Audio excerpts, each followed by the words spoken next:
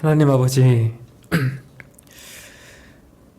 일상의 여러 분주한 일들을 잠시 뒤로 하고 이 시간 함께 하나님의 말씀을 또 듣고 기도할 수 있도록 또 우리의 발걸음을 인도해 주심에 감사드립니다. 반복되는 우리의 삶에서 하나님의 은혜가 당연하게 여겨지고 또 그것을 잊고 살 때가 많지만 이런 우리를 포기하지 않으시고 또 세상 끝날까지 함께 하신다는 그 약속을 힘입어서 이렇게 다시 하나님 앞으로 나와왔습니다. 한순간도 홀로 설 수 없는 우리의 형편을 주님께서 아시오니 이 시간 다시 말씀을 허락하여 주옵시고 그 말씀을 의지하여 남은 때를 잘 걸어갈 수 있도록 성령께서 우리 마음에 역사해 주시기를 구합니다. 너무나 어둡고 악해져가는 세상에서 참 빛과 같은 자녀들로 사는 일이 때로는 너무나 버겁습니다. 하지만 악을 또 악으로 갚지 말고 선으로 악을 이길 수 있도록 굳건한 믿음과 또 지혜를 허락하여 주옵시고 우리 안에서 행하시는 능력의 하나님을 또 다른 이들에게도 증거할 수 있도록 은혜 주시기를 소원합니다. 이 시간도 성령께서 우리의 마음을 밝혀주시고 또 말씀을 바르게 깨닫고 또 순종할 수 있도록 함께 해주시기를 구합니다. 우리 구주 되신 예수 그리스도의 이름으로 기도드립니다. 아멘.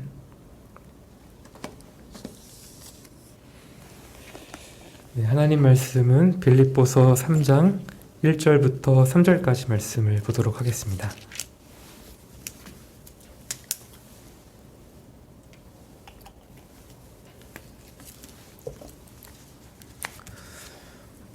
네, 빌립보서 3장 1절부터 3절까지 말씀을 제가 봉독하겠습니다. 정말로 나의 형제들아, 주 안에서 기뻐하라. 너희에게 같은 말을 쓰는 것이 내게는 수고로움이 없고 너희에게는 안전하니라. 개들을 삼가고 행악하는 자들을 삼가고 손 할례당을 삼가라. 하나님의 성령으로 봉사하며 그리스도 예수로 자랑하고 육체를 신뢰하지 아니하는 우리가 곧 할례당이라. 아멘.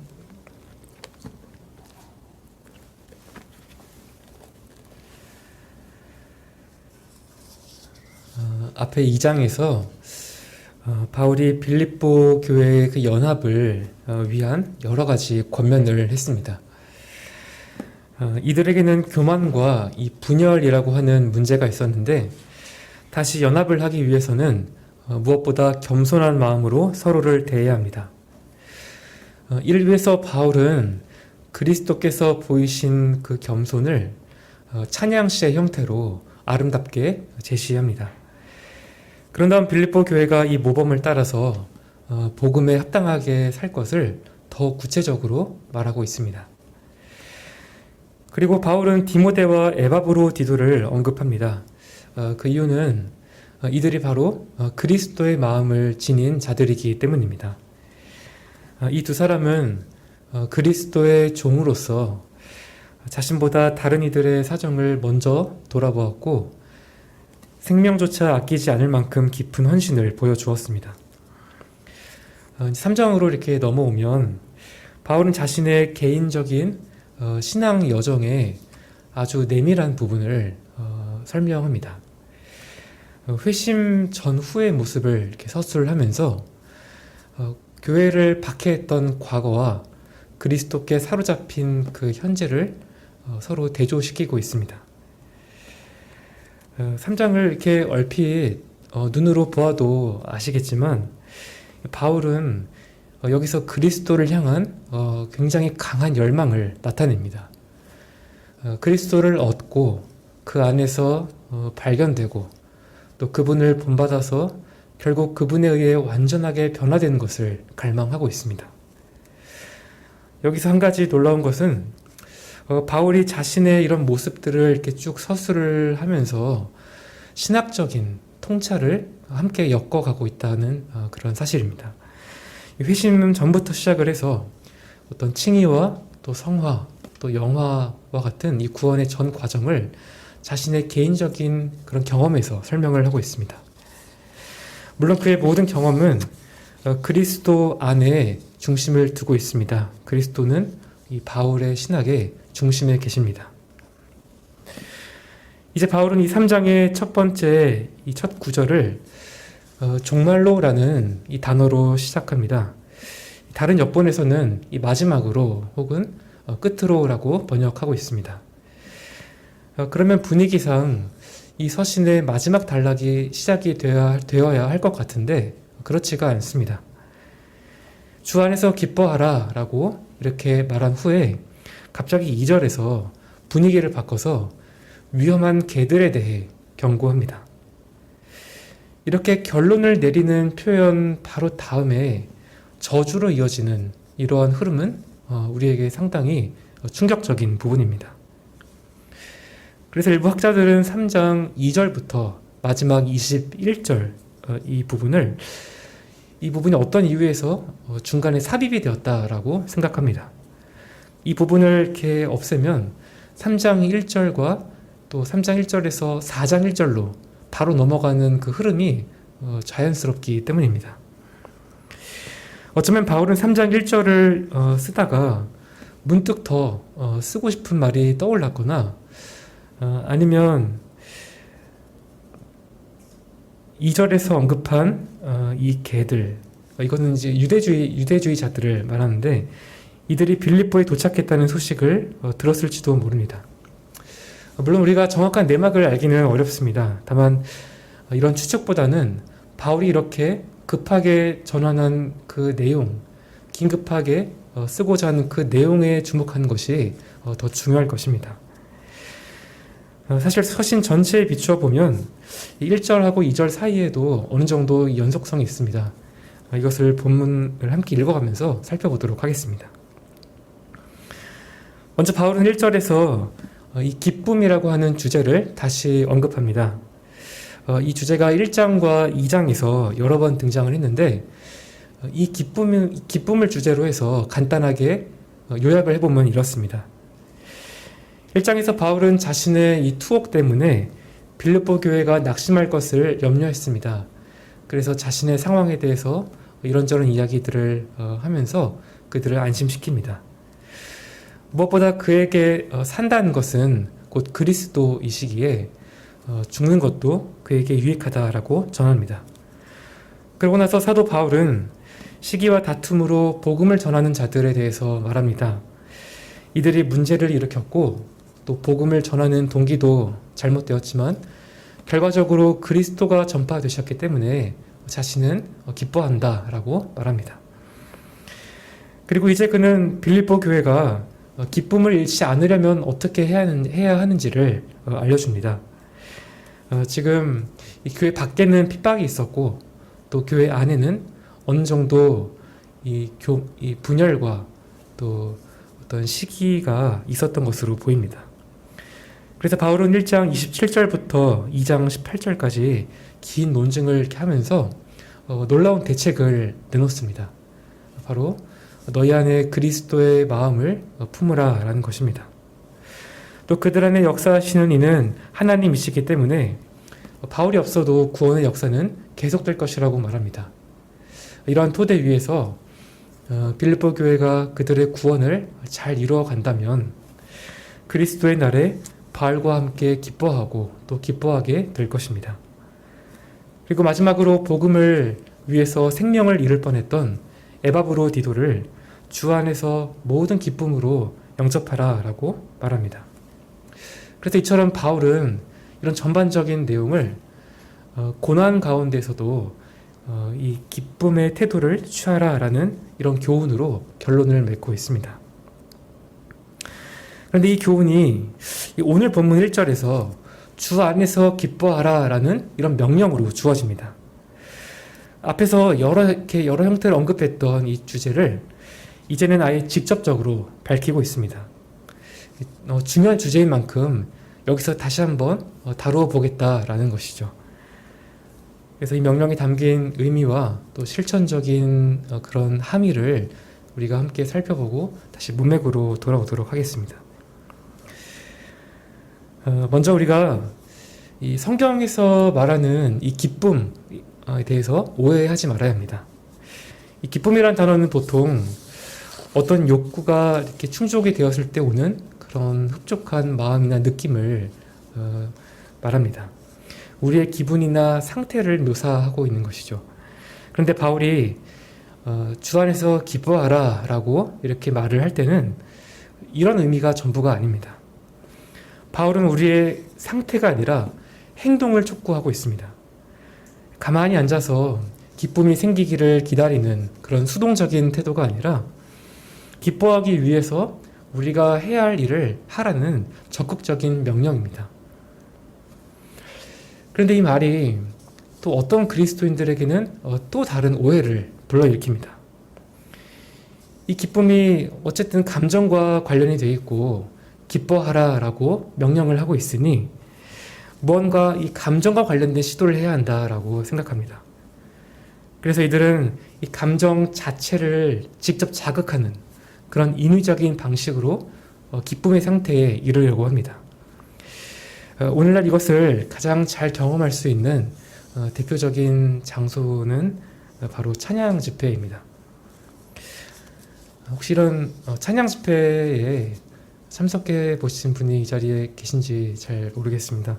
저는 대학생 때 한동안 여러 집회를 이렇게 다녀보았는데 최근에 하는 그런 찬양 집회의 분위기를 잘 알 수 있는 그런 기사 한 부분을 제가 가져왔습니다.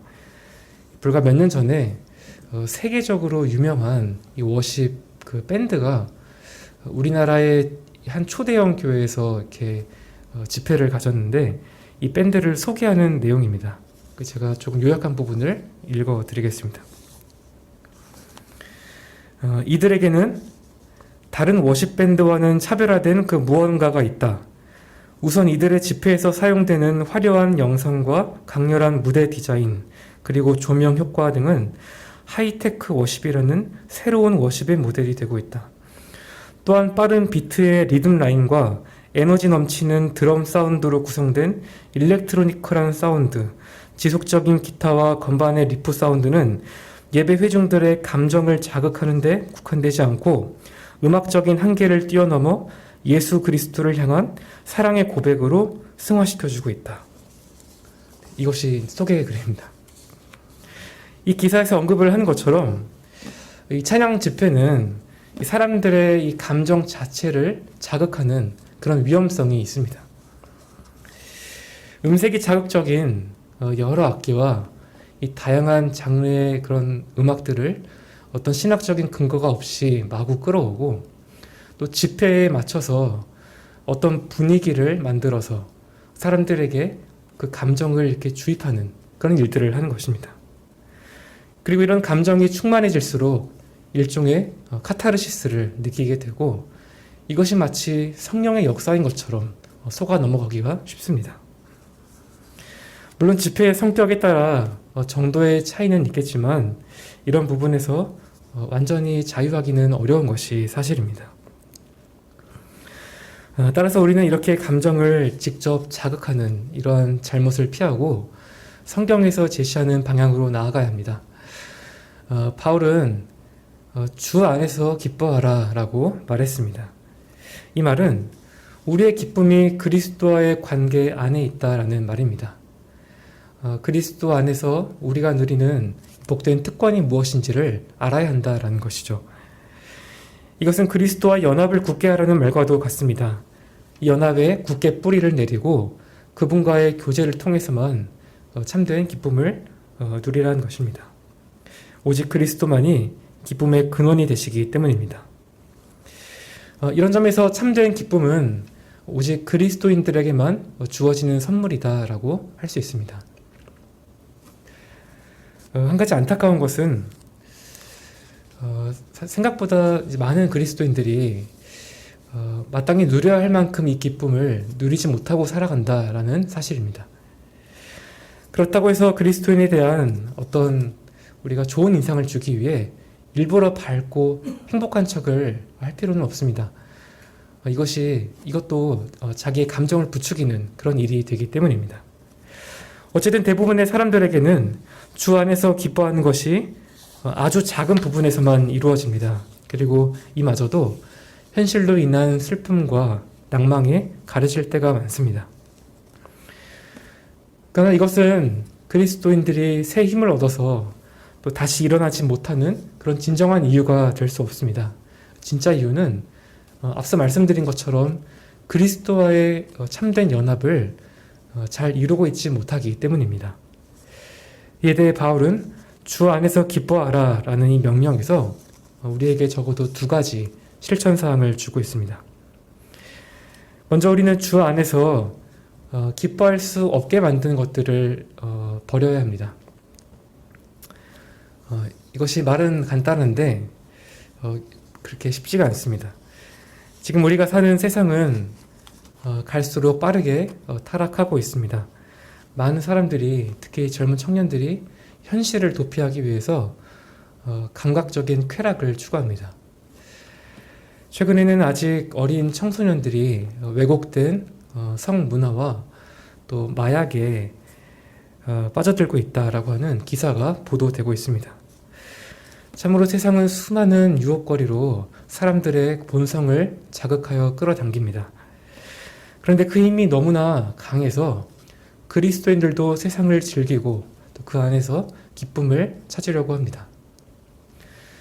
하지만 우리는 거기에 얽매이지 말아야 합니다.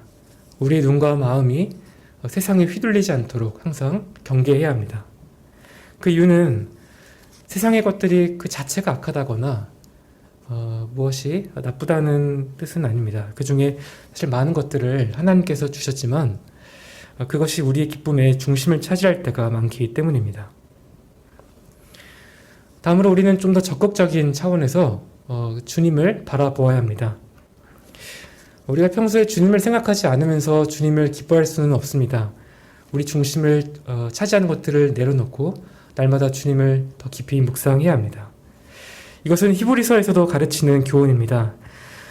모든 무거운 것과 얽매이기 쉬운 죄를 벗어버리고 인내로써 우리 앞에 당한 경주를 경주하며 믿음의 주요 또 온전케 하시는 이인 예수를 바라보자 라고 말씀합니다.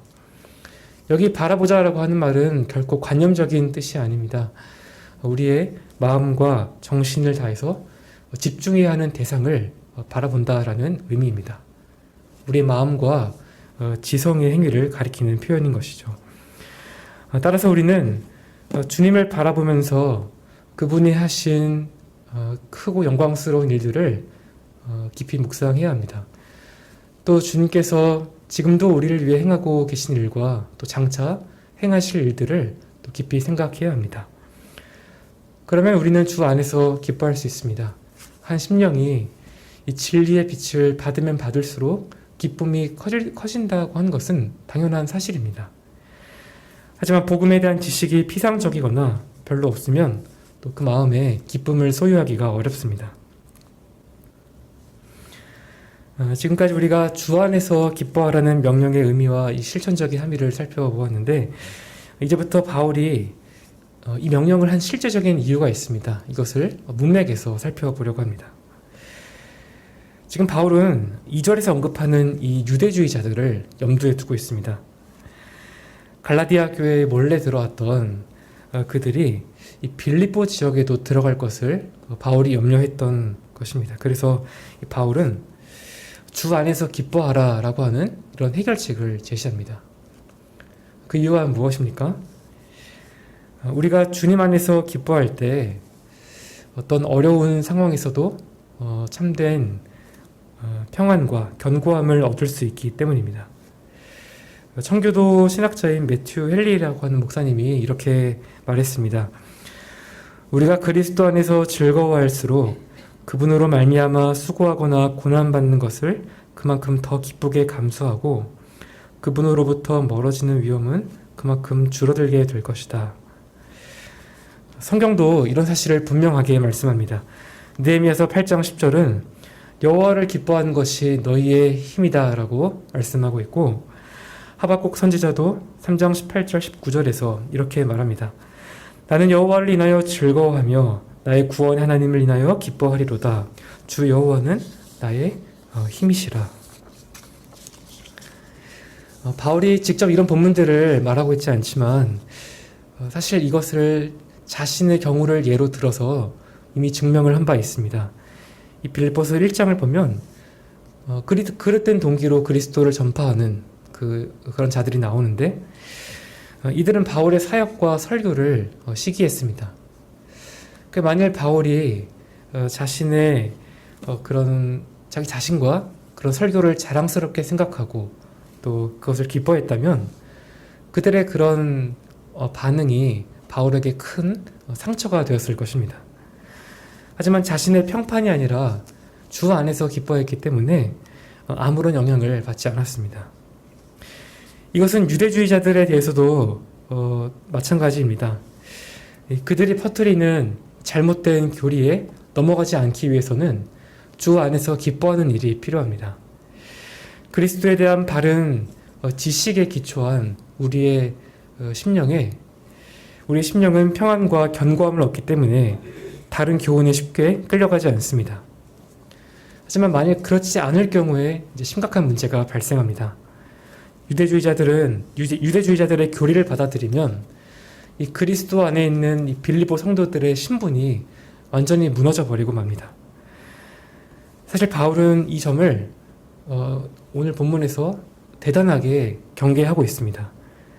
그들은 기독교 전체를 다 뒤엎어 버릴 만큼의 그런 이 교리를 그리스도의 이름으로 전파하고 있습니다. 그래서 사도 바울은 이 주제의 심각성을 4가지 다른 방식으로 강조합니다. 첫째로 바울은 자신이 했던 같은 말을 다시 반복하겠다라고 말합니다. 여기서 전에 했던 이 같은 말이라고 하는 게 무엇인지 정확하게는 알 수가 없습니다. 아마 바로 앞에서 얘기했던 이 기쁨에 관한 내용일 수도 있고 아니면 바울이 전에 빌립보 성도들과 같이 있었을 때 했던 유대주의자들의 그런 위험성에 관한 이야기일 수도 있습니다. 사실 바울이 이렇게 반복하는 것을 굉장히 좋아합니다. 거의 모든 서신에서 반복이 나옵니다. 하지만 보통 사람들은 이렇게 반복하는 것을 싫어하는 경향이 있습니다. 이것은 말하는 사람이나 또 듣는 사람들도 모두 마찬가지인 것 같습니다. 아마도 바울은 전에 우리가 들었으니 다시 들을 필요가 없다는 그런 우리의 어떤 경향을 의식하고 이런 말을 한 것 같습니다.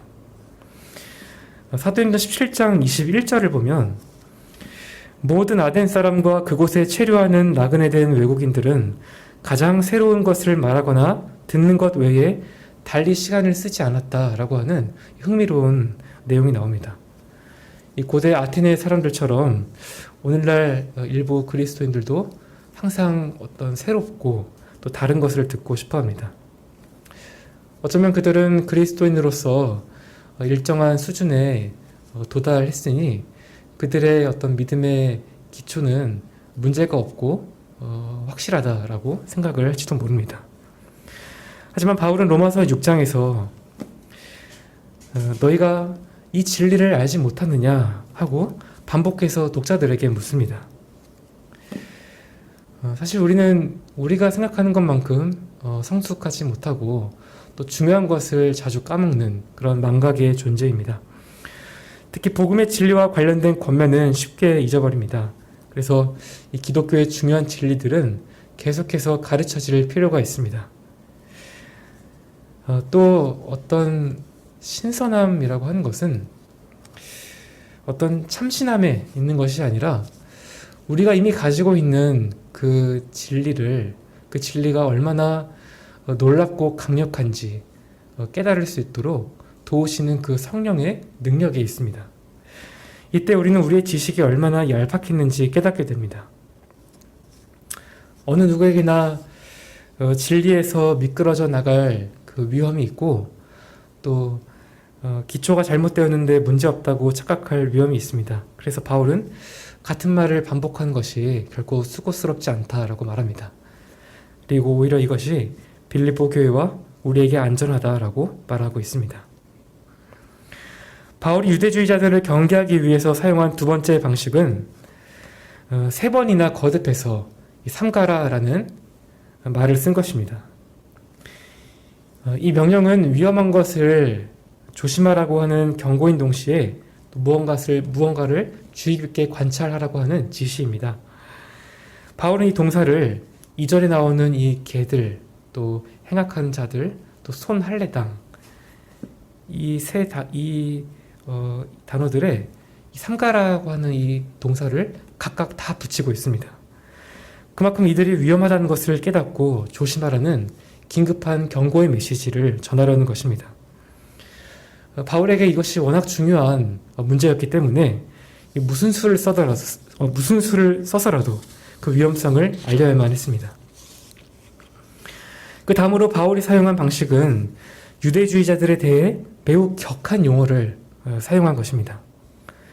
이 다른 번역으로 보면 바울은 그들을 개들과 악행하는 자들, 그리고 이 손할례당을 살을 베어내는 자들, 또 몸을 상해하는 자들이라고 이렇게 번역을 할 수 있습니다. 여기 먼저 개라고 하는 이 표현은 원래 유대인들이 이방인들을 가리킬 때 사용하는 표현입니다. 유대인들은 우리가 믿고 있는 이 구약 성경을 믿었습니다. 하나님의 말씀인 이 구약 성경과 또 언약 백성의 표징인 할례를 지니고 인생을 살아나갔습니다. 이처럼 언약 백성으로서 성결한 삶을 살아왔기 때문에 항상 그들의 마음속에는 이런 생각이 있었을 것입니다. 참 우리는 말씀에 순종하는 그러한 하나님의 백성들이기 때문에 저 개들과 같은 저들과는 다른 자들이다 라는 것입니다. 그 당시에 개는 지금과 같은 이 반려동물이 아니라 가장 비열하고 또 가장 비참한 그런 피조물입니다. 왜냐하면 이 개가 동물의 어떤 시체나 또 사람의 시체 또 그 무엇이든지 다 주워 먹는 그런 동물이었기 때문입니다. 유대인들이 보기에 이방인들은 바로 이런 개와 다를 바가 없었습니다. 그들에게는 자신들처럼 거룩한 것을 구별할 수 있는 말씀이 없었기 때문입니다. 이런 유대인들의 관점은 이방인 그리스도인들에게도 그대로 적용되었습니다. 그들도 예수님을 따르는 자들이지만 이 유대인의 정결법을 따르지 않았기 때문에 그들을 개처럼 부정한 존재로 여겼습니다. 유대교의 울타리로 들어오기 전까지는 하나님의 거룩한 백성 밖에 있는 것으로 간주했고 그런 그들을 개라고 불렀던 것입니다. 하지만 바울이 보기에 진정한 거룩은 그리스도 안에만 있습니다. 빌립보 교회와 같은 이방인 신자들도 그리스도 안에서 거룩한 백성이고 또 흠이 없는 하나님의 자녀가 되어가고 있습니다.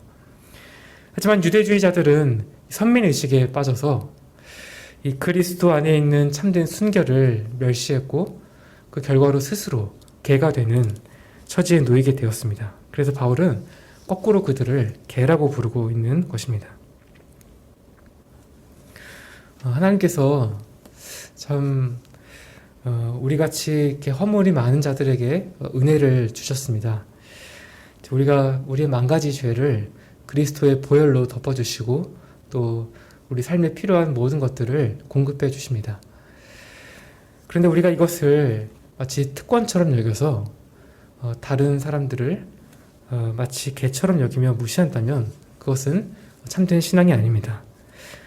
하나님의 은혜를 우리가 받을 때에 우리 마음에는 특권 의식이 아니라 하나님께 빚진 자의 의식이 있어야 하는 것입니다. 아무 자격 없이 또 하나님께서 값없이 귀한 구원의 은혜를 우리에게 주시고 또 우리가 받았다면 다른 사람들을 복되게 하고 또 그들을 나보다 더 낮게 여기는 그런 모습을 보이는 것이 성도의 합당한 모습입니다. 바울이 유대주의자들을 부르는 또 한 가지 용어는 행악하는 자들입니다. 그들은 하나님의 말씀을 지킨다고 믿었고 스스로 선을 행한다라고 생각했습니다.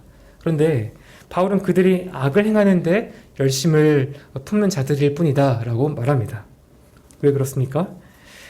그들이 전하는 이 교리가 교회와 그리스도인들을 다 뒤엎고 또 분열과 당파를 조장하기 때문에 그렇습니다. 그들처럼 율법의 행위를 강조하면 그리스도로 말미암아 얻는 이 구원의 필요성을 가리고 자기의 신앙을 자기를 의존하는 그런 신앙으로 변질이 되고 맙니다. 또 할례를 요구하는 일은 그리스도에 대한 믿음을 율법의 행위로 보충하도록 하는 그런 잘못된 가르침입니다.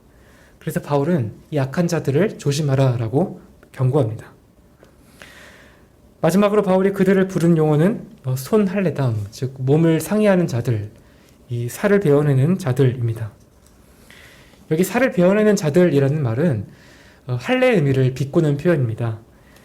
유대인들의 이 언약 백성의 표징인 할례가 그리스도에 대한 그 믿음을 대체한다면 그것은 살점을 떼어낸 것 이상의 아무런 가치가 없다라는 그런 의미입니다. 사실 구약의 율법과 선지자들도 하나님의 말씀에 순종하는 그런 영적인 표징이 아니라면 외적인 표징으로서의 이 할례는 아무런 가치가 없다라고 가르쳤습니다. 바울도 할례에 대해서 같은 평가를 내립니다. 로마서 2장 28절 29절을 보면 표면적인 유대인이 유대인이 아니며 표면적인 육신의 할례도 참 할례가 아니다라고 말합니다. 오직 내면적인 유대인이 유대인이고 의식법의 문자가 아니라 성령에 의해 마음에 받은 할례가 참 할례이기 때문입니다. 그러나 유대인들은 할례가 하나님의 백성에 속할 수 있는 유일한 방법인 것처럼 강조를 했기 때문에 이 할례를 이제는 마치 육체를 절단하는 그런 의식처럼 만들고 말았습니다. 이것은 마치 자기의 몸을 상하게 해서 이 신의 가호를 받으려고 하는 주위의 이교도들과 다를 바가 없는 그런 행위입니다. 이런 점에서 우리도 다른 어떤 종교적인 의식을 강조해서 이 그리스도에 대한 믿음에서 멀어지게 만드는 그런 잘못을 범하지 말아야 하겠습니다. 아무리 거룩해 보이는 의식이라도 거기에 그리스도에 대한 믿음과 또 성령의 역사가 없다면 그것은 아무런 가치가 없는 퍼포먼스일 뿐이기 때문입니다.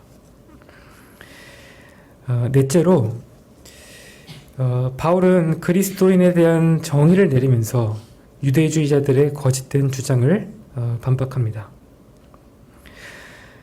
바울에 의하면 이 그리스도인은 이 3절과 같이 하나님의 성령으로 봉사하며 그리스도 예수로 자랑하고 육체를 신뢰하지 않는 자들입니다.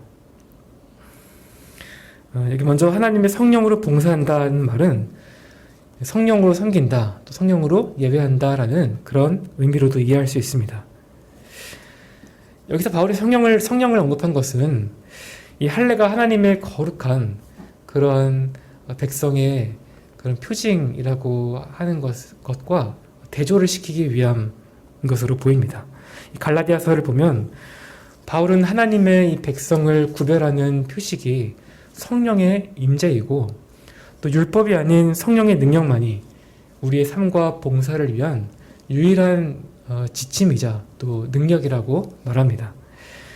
그렇다면 유대인이건 이방인이건 이 성령의 임재만이 그들을 하나님의 백성으로 이렇게 가입시키는 그런 참된 할례인 것입니다.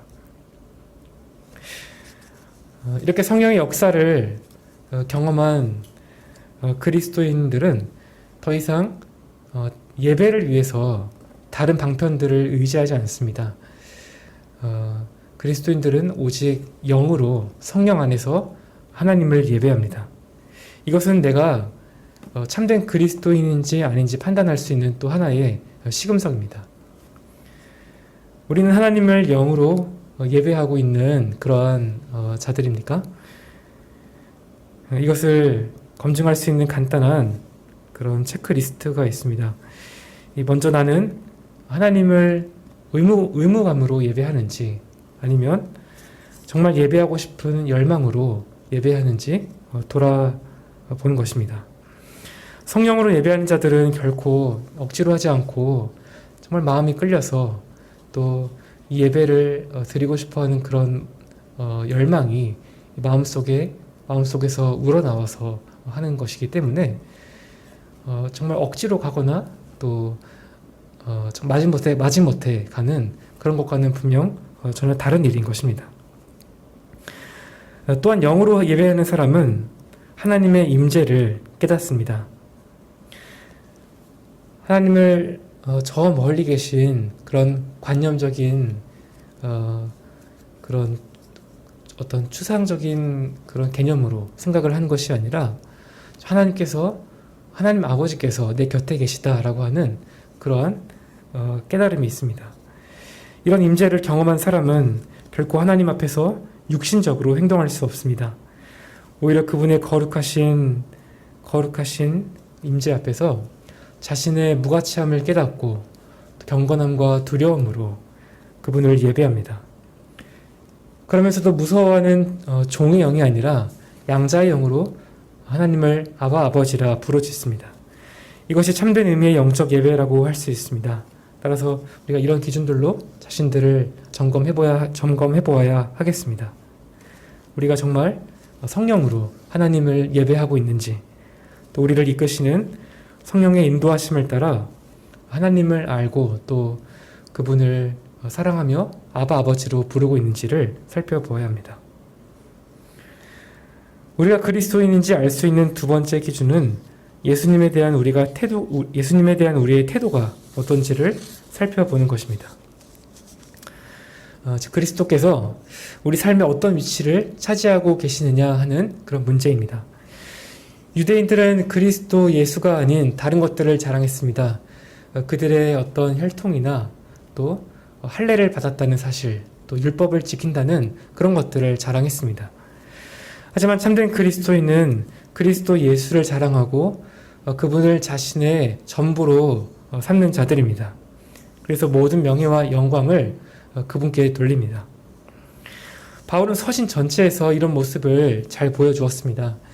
1장에서는 자신의 그 사역이 그리스도 예수 안에서 풍성한 자랑으로 드러나기를 기대한다고 말하고 있고, 2장에서도 이 빌립보 교회가 다툼과 허영을 버리고 십자가에 죽기까지 낮아지신 그리스도를 찬양하도록 권면합니다. 또 3장에서는 자신의 인생에서 가장 높은 특권과 또 성취를 그리스도를 아는 것과 비교하여서 모두 다 쓰레기 취급을 합니다. 사실 바울은 다른 서신 여러 곳에서도 예수님만 자랑하는 데 몰두하는 그런 모습을 보여줍니다. 이것이 그리스도인의 태도이자 참된 신자의 특징이라고 바울은 말합니다. 끝으로 그리스도인의 마지막 특징은 육체를 신뢰하지 않습니다. 육체라는 이 용어는 뼈를 덮고 있는 이 물질이라는 뜻부터 또 인간의 연약함이나 또 죄의 경향이라는 뜻까지 여러 가지 다양한 의미를 가지고 있습니다. 이런 맥락에서 바울이 2절과 같이 지금 유대인들을 특징 짓고 또 4절 이하에서 자신의 유대인적 특권을 말하는 것을 이렇게 볼 때 이 3절의 이 육체라는 단어는 유대인의 혈통과 또 할례 의식을 말하는 것으로 보입니다. 유대인들에게 민족적인 이 정체성과 할례 의식은 매우 중요한 의미를 가집니다. 하지만 그리스도인은 더 이상 민족적인 지위나 또 종교적인 그런 의식을 신뢰하지 않습니다. 그리스도 예수만 자랑하고 또 그분만 전적으로 의지하여 하나님 앞에 서는 자들이 참된 신자입니다.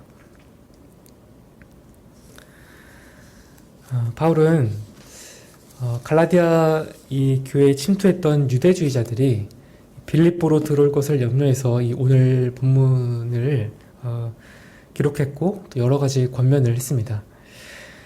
지금 우리는 그때와 똑같은 그런 교훈을 그런 거짓된 가르침을 듣고 있지는 않지만 그 저변에 깔린 그 영적 그 원리는 동일하기 때문에 겉모습만 바꿔서 오늘날도 교회를 위협하고 있습니다. 우리에게 결국 중요한 것은 우리가 항상 우리의 시선을 그리스도께 두고 그분을 아는 그 지식 안에서 참된 기쁨을 누릴수록 거짓된 가르침을 피하고 또 참된 그리스도인답게 살아갈 수 있다라고 하는 사실입니다. 바울이 여러 번 강조하고 느헤미야도 말했던 것처럼 여호와를 기뻐하는 것이 우리의 힘이 됩니다. 주님을 기뻐할수록 우리 심령은 어떠한 상황에서도 평안과 견고함을 잃지 않을 수 있습니다. 이 기쁨만이 우리를 실망시키지 않고 또 모든 것이 다 사라져도 이 기쁨만이 영원합니다. 왜냐하면 우리의 기쁨이 그리스도 안에서 항상 안전하기 때문입니다. 우리가 이 기쁨의 가치를 알고 또 더욱 주 안에서 기뻐하는 삶을 살아가도록 해야 하겠습니다. 이를 위해서 모든 방해물들을 끊임없이 내어 던지고 그리스도만 부지런히 바라보는 연습을 남은 때에 잘 해나가야 할 것입니다. 이 일에 하나님께서 저와 여러분에게 은혜와 긍휼을 주시기를 바랍니다. 함께 기도하겠습니다. 하나님 아버지, 오늘 말씀처럼 우리가 세상에 얽매 있는 것이 아니라 주 안에서 기뻐하고 또 주님만으로 만족하는 삶을 살아갈 수 있도록 인도해 주시기를 구합니다. 그리하여 우리의 발걸음을 실족해 하는 수많은 거짓된 교훈에서 건짐을 받게 하시고 또 성령 안에서 하나님을 예배하고 육체가 아닌 그리스도만 자랑하고 높이는 참된 그리스도인으로 살아갈 수 있도록 은혜 베풀어 주옵소서. 살아계신 우리 구주 예수 그리스도의 이름으로 기도드립니다. 아멘. 하늘에 계신 우리 아버지, 이름이 거룩히 여김을 받으시오며 나라의 임하옵시며 뜻이 하늘에서 이룬 것 같이 땅에서도 이루어지이다. 오늘날 우리에게 일용할 양식을 주옵시고 우리가 우리에게 죄 지은 자를 사하여 준 것 같이 우리의 죄를 사하여 주옵시고 우리를 시험에 들게 하지 마옵시고 다만 악에서 구하옵소서. 대개